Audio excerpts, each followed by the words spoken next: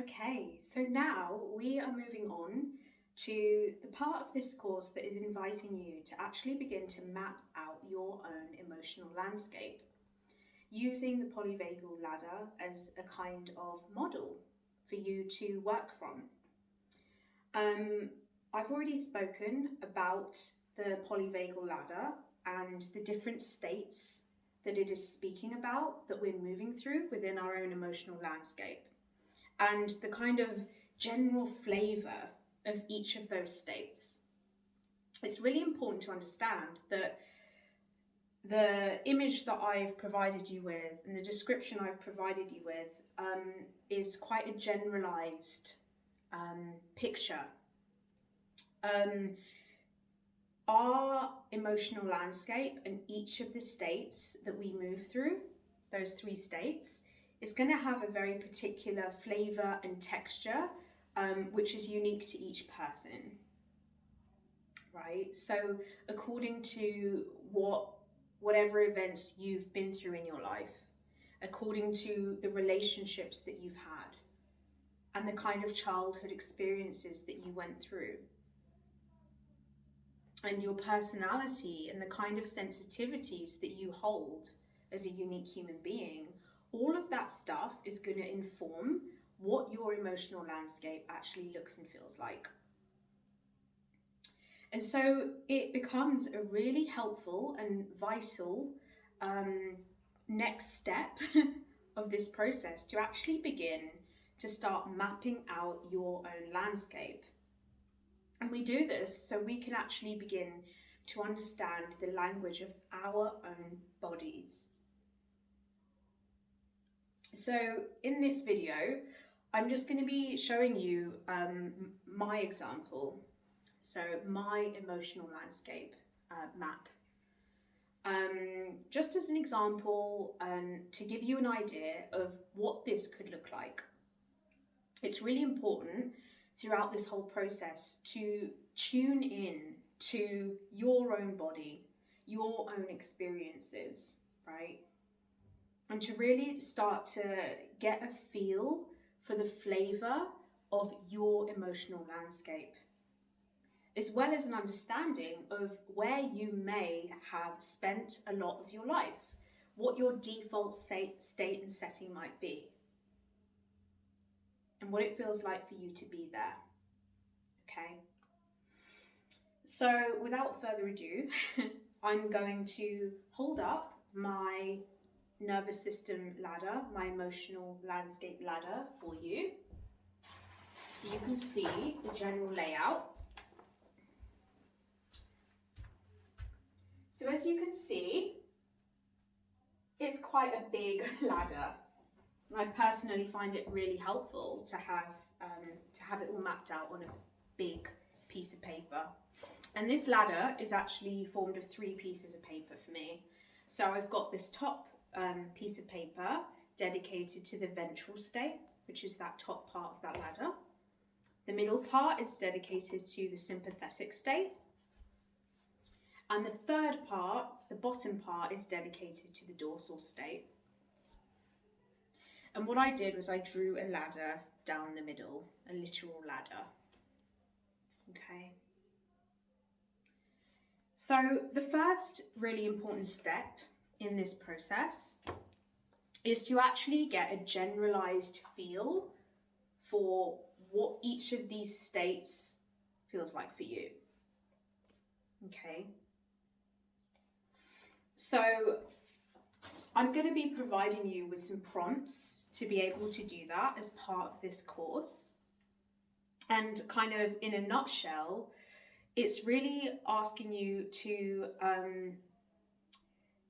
basically close your eyes and imagine yourself back in a time where you would have felt present and joyful and playful in terms of understanding your ventral state. Or when you would have felt panicked or a little bit stressed, a little bit anxious in terms of understanding your sympathetic state. Or a time when you might have felt dejected or sad or depressed for understanding your dorsal state. It can be really helpful for us to utilize our memories in this way, right? And obviously not to close your eyes and think of highly traumatic events that are going to activate you massively and then re-traumatize you. This is not what we want. But it can be really helpful when you're starting out with drawing out your ladder to just reflect on times in your life where you can relate back to this feeling of you being in a certain state.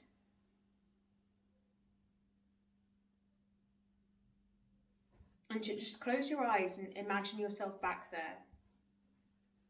And this is a really helpful thing for us to do, because actually we can imagine things, and when we imagine something, our nervous system actually thinks we're back there.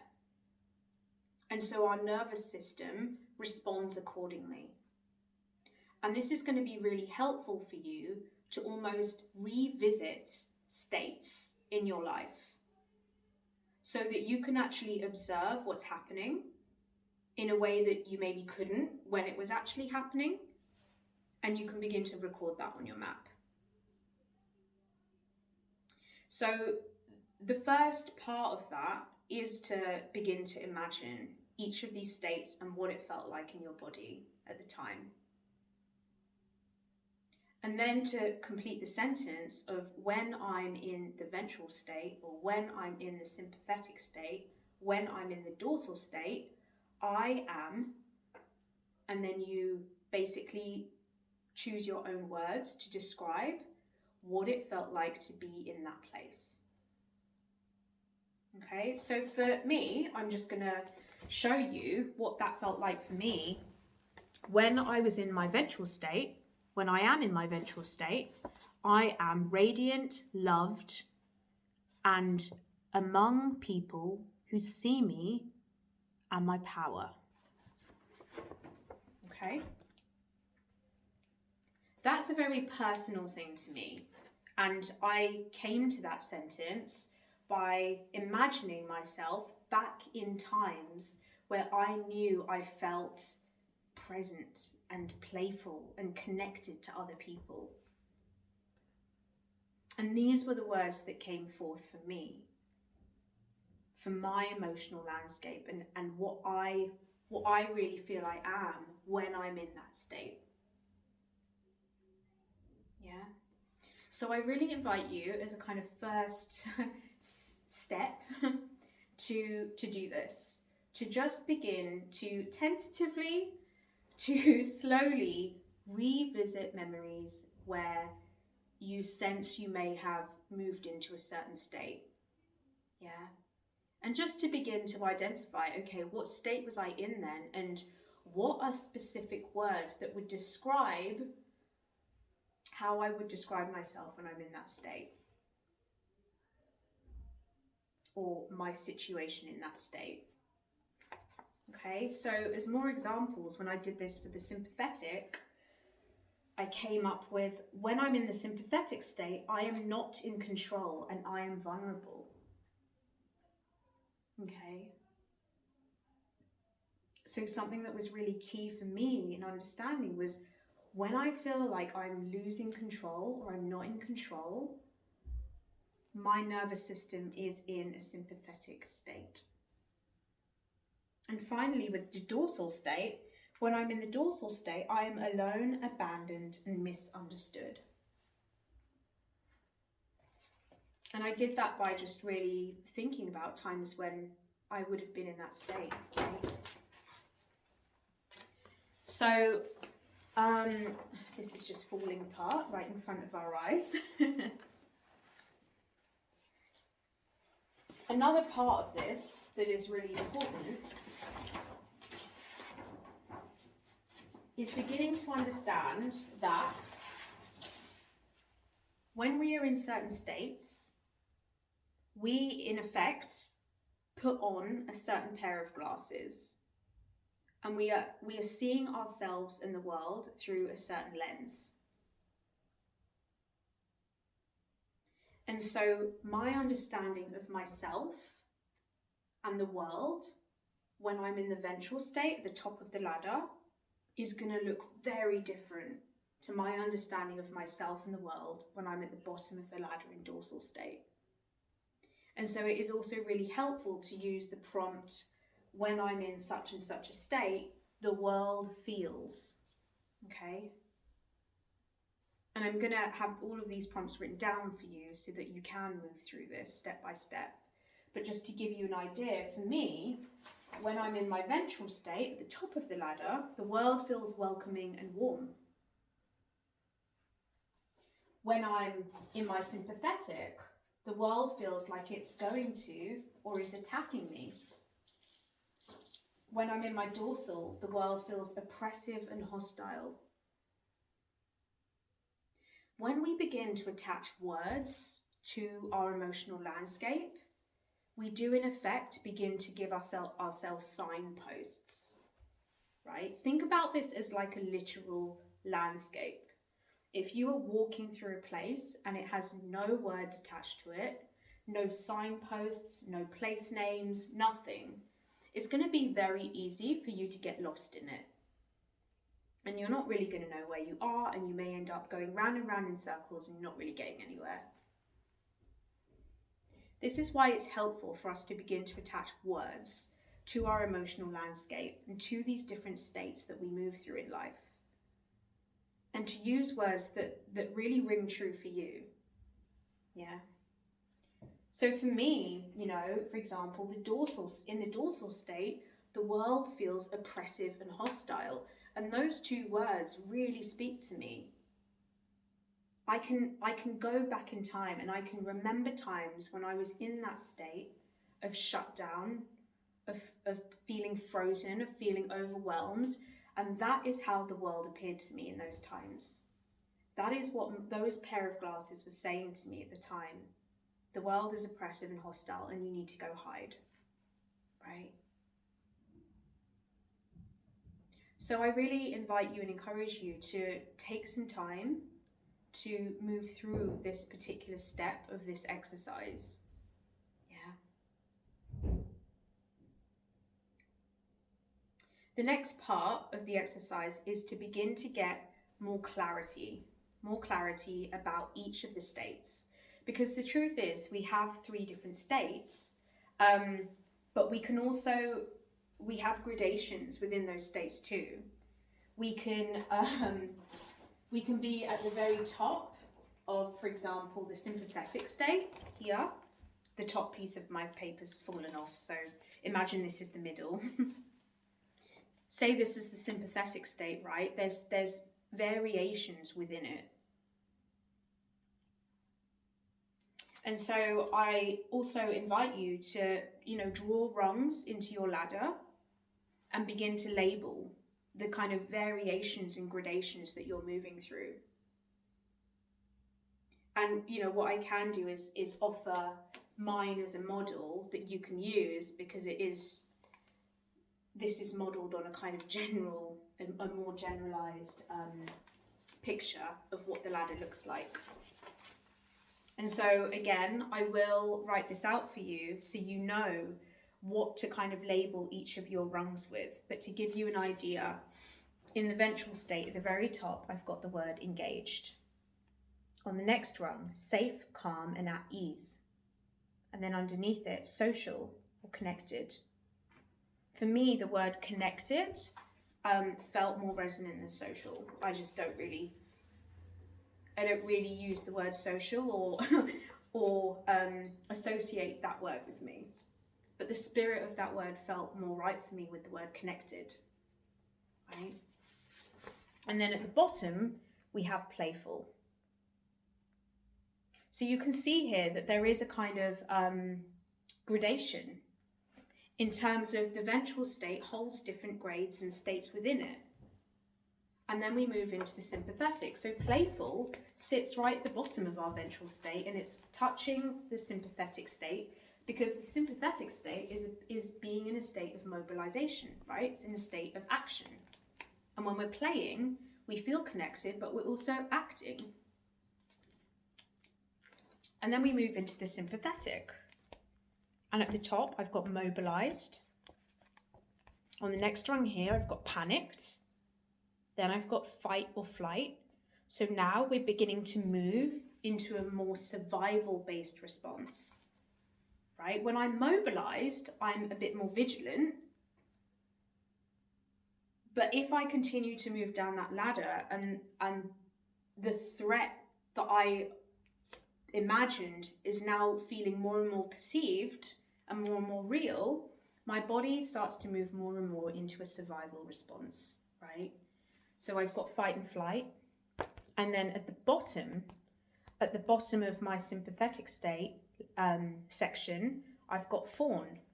And fawn is another survival response, which is essentially people pleasing. And that's something that I go into a lot more detail in my longer course.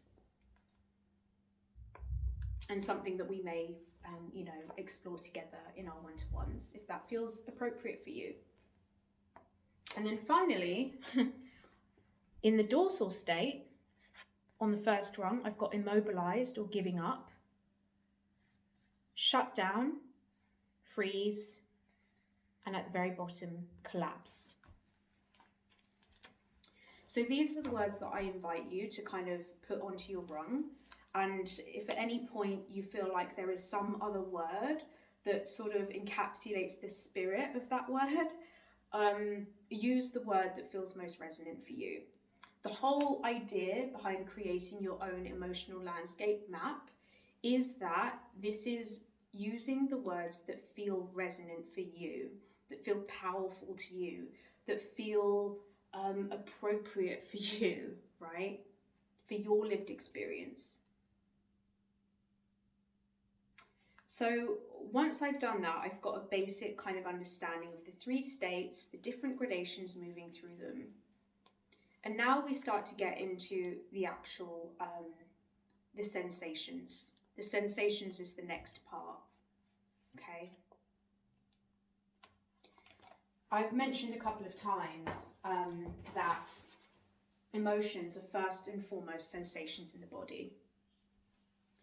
Our nervous system is basically sending signals, right? It allows us to send signals from our body to our brain and from our brain back down to our body.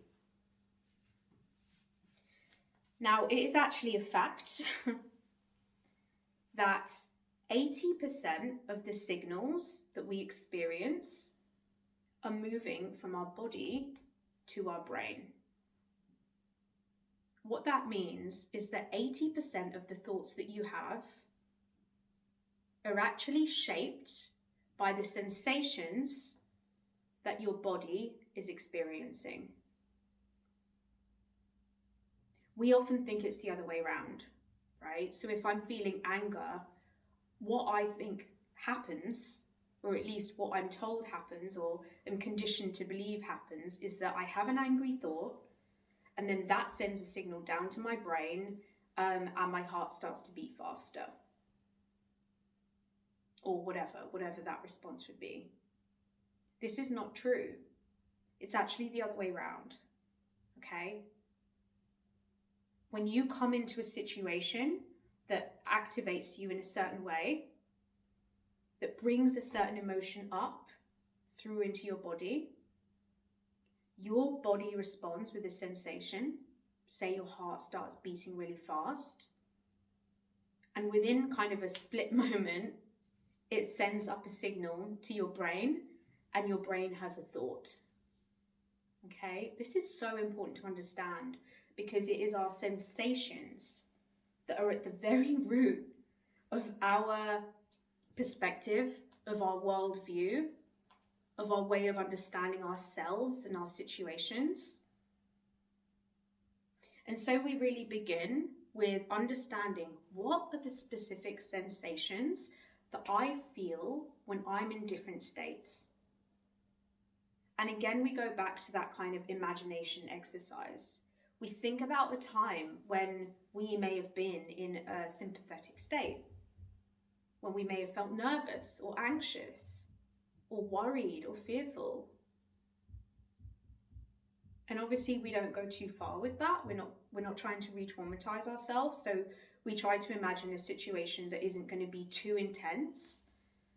But then we also we imagine it and we pay attention to what's happening in our bodies, because our nervous system cannot really tell the difference between what's real and what's imagined. And we notice, okay, what happens to my body when I think about this? What is happening at a sensation level? And then you record that, you write that down.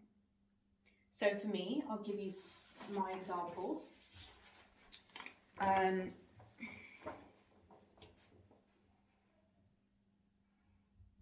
On this side, let's go with my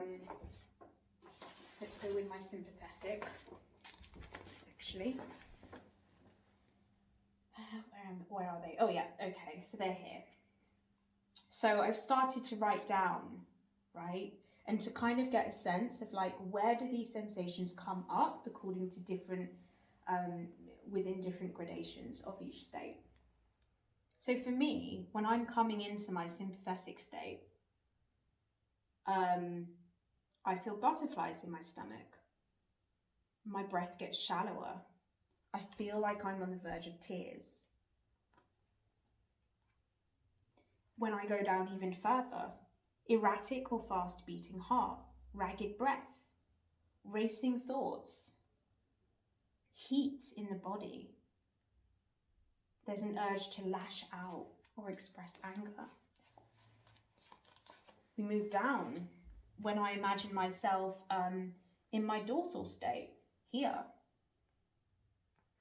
I have things like brain fog, low-level headaches, heaviness, okay?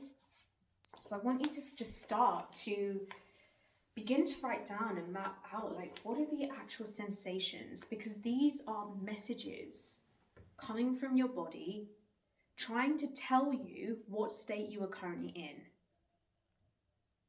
And those sensations then give rise to certain thoughts, okay? And then we begin to write those thoughts down as well. What are the general thoughts that I tend to experience when I am in a certain state? So in my ventral state, I've got things like, I'm safe. I feel inspired by life. I feel hopeful. As I come a bit further down into my playful mode, I'm learning. It's okay to make mistakes, right? These are thoughts that I've experienced, and they are thoughts that are actually telling me that I'm in my ventral state. I'm at the top of my emotional landscape. If we move down into sympathetic, I start to have thoughts when I'm coming down into the middle of this part of the ladder. People have hostile intentions. I'm out of control. I'm going to fail. We come down even more. What is wrong with me? I'm no good. Why can't I be like normal people? These are actual thoughts that I have experienced at some point. And at the time, I took them to be true. I took the thought to be a reflection of who I really was and my truth. Now, having done this ladder, I can see that these thoughts, they're not true. If they were true, I would think them all the time, and I don't. They're simply arising as a response to a sensation that I am experiencing in my body. And these thoughts are really just messengers trying to tell me about where I am in my own emotional landscape. It's my body's way of trying to speak to me. Yeah? It's really important that we begin to understand that the thoughts that we are having don't actually necessarily reflect the truth. They are reflecting a certain emotional state that we are moving through. And that is extremely valuable information, because once we know what point in our emotional landscape we are in, we can actually respond accordingly to support ourselves through it. We can begin to communicate in a way that is appropriate to where we are in our ladder. We can begin to tell the people around us about what is actually going on, because we actually have clarity about that now. So this is like really transformative stuff, right? And then we move down. I'll give you my examples of thoughts when I'm in dorsal state. I can't do anything right now. I've been abandoned and I'm all alone. I'm not okay to do what I want. I have to live in a way like others. I want to sleep forever. Okay? Another really important thing that I like to do is that I begin to map out specific events and life situations or themes that activate and bring me into a certain state. Okay, so in my example, driving is something that brings me into my sympathetic state. I notice it time and time again. You know, just the thought of driving makes my heart begin to beat faster. It puts me into a state of feeling a little bit panicked. Okay, and that's why it sits kind of more at the top of this part of my ladder. If we come down, we can see, for example, comparison trap. When I'm on social media for too long, it brings me down into my dorsal state. I notice this because I start to notice the kind of thoughts that come up. I'm no good. I'm not as good as everyone else. Why can't I be like other people? Right? And that is important information that's telling me that I am moving into this state of survival in my nervous system. So it can be really helpful for you to begin to map this out, okay? And another example, final example, at the very bottom of my ladder, I have the words male anger. And this is something I've noticed time and again in my own life. When I have sensed that a man in my immediate surroundings is angry and that anger is directed at me, my response, my nervous system response is to shut down completely, to go into a total freeze state. That has been my default response. And so I record that on here. And I try to approximate where on this ladder it might land. And nothing about this is precise. It's a felt thing. And so it's okay to go with your instinct and your intuition around where you would place this on your ladder. It doesn't have to be precise. It can't really be precise. Okay. And this is how we begin to understand the context of our own lives and how it relates to our emotional landscape. And I can begin to understand that because I have a history of perceiving what I believe to be male anger, well, no wonder my nervous system has defaulted into the bottom of the ladder in the dorsal state for so long. Right? And the sensations that brings up in my body gives rise to thoughts like, I'm abandoned, I'm alone, the world is hostile, the world is oppressive. And then I have lived my life through that worldview. And when we hold a certain view about the world and about other people, it's often the case that they respond accordingly, that the world responds accordingly. So this is really how we begin to map this out, right? And it's important for you to be able to you don't have to do this all in one go. You can do it bit by bit. As you're moving through your day, you can think about, or start to notice your everyday situations and be like, that's funny. I noticed my heart started to beat faster in that moment.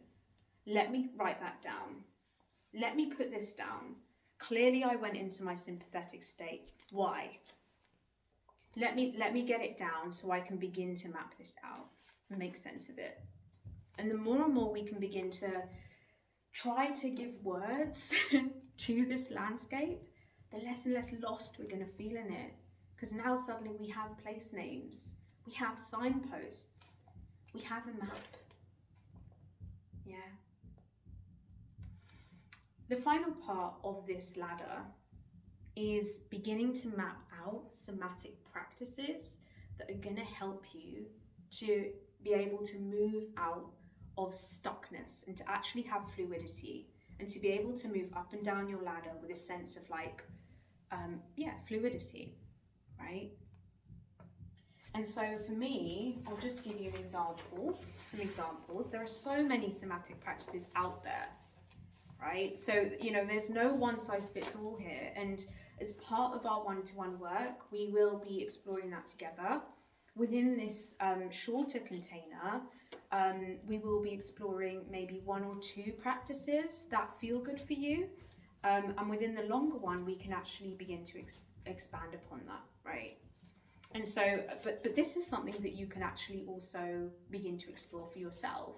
You can start to do some research around what different somatic practices are there out there.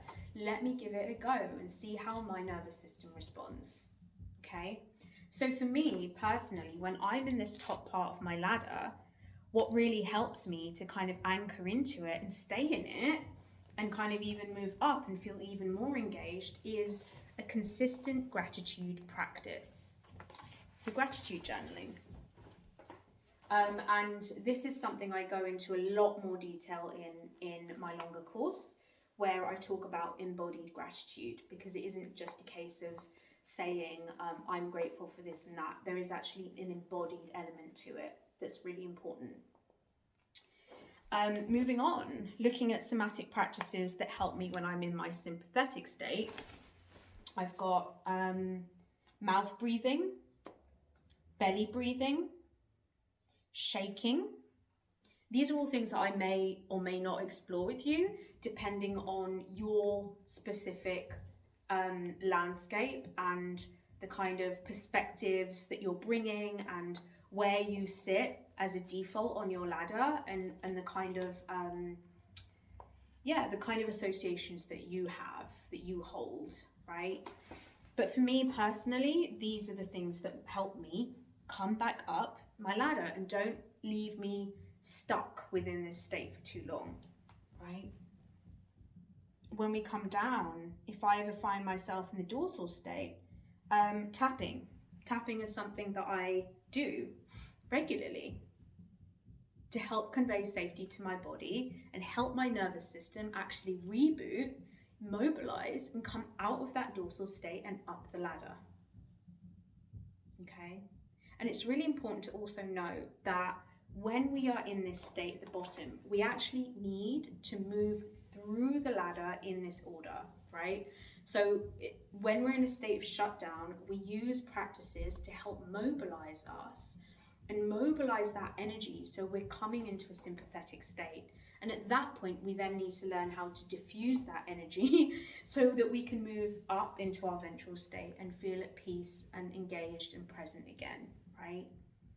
This is why exercise can be a really incredible somatic tool, because it helps us mobilize our body and come out of a shutdown state and then diffuse that energy and kind of shake it off and help that stuck energy be released from our bodies. Yeah. You know, I also have breath work, cold water therapy, and the VU sound, which is this very specific somatic practice that I may or may not explore with you. So the final thing I want to say about this ladder is, for me, I hang this up on my wall at home, and I have 2 post-it notes. I generally find that I can sometimes go to my ladder and I look at it and I actually feel like I'm in 2 states at once, and that's okay. Like, it's not always very clearly defined. Like, you can be partly in one state and partly in another, and that's fine. Yeah. So I tend to have 2 post-it notes actually, and what I will do at any given moment, I will go to my ladder I will tune in with my body and my nervous system. I'll feel into what the sensations I'm feeling, or just observe what thoughts are coming up for me. And I'll put a post-it note on my ladder according to where I feel my state is currently at, where I currently am in terms of that emotional landscape. And this becomes a regular practice, and it just helps you to orient yourself to this skill of tuning into your body.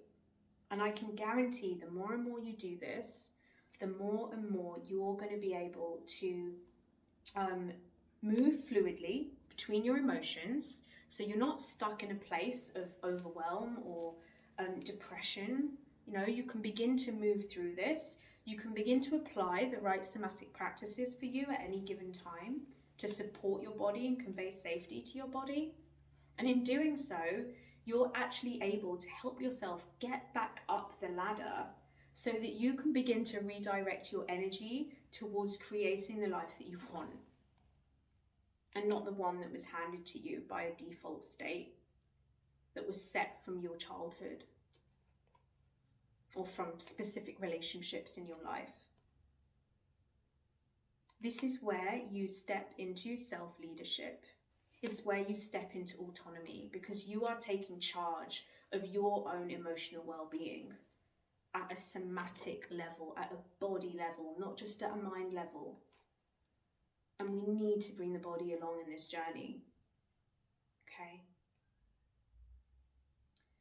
And that's everything. I will also include all these steps written down for you, and you are invited to begin to do this for yourself, and to really just let it be imperfect, let it be messy.